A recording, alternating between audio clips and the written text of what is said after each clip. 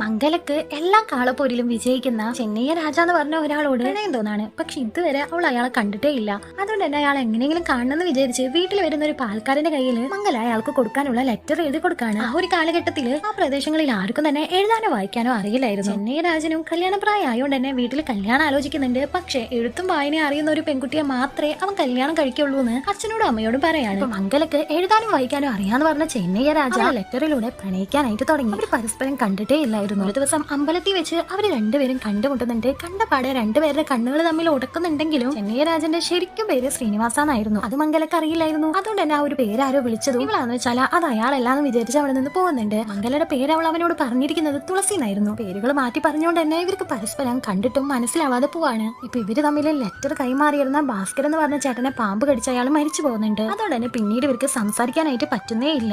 ഇവരാണെങ്കിൽ പരസ്പരം കാണാത്തോണ്ട് തന്നെ താൻ സ്നേഹിക്കുന്നത് ആരെയാണെന്ന് പോലും അറിയത്തേ ഇല്ലായിരുന്നു. പിന്നീട് എന്ത് സംഭവിച്ചു എന്ന് അറിയാനായിട്ട് ഇതിന്റെ ഫുൾ മൂവി കാണാൻ താഴെയുള്ള പ്ലേ ബട്ടൺ ഒന്ന് ക്ലിക്ക് ചെയ്താൽ മതി.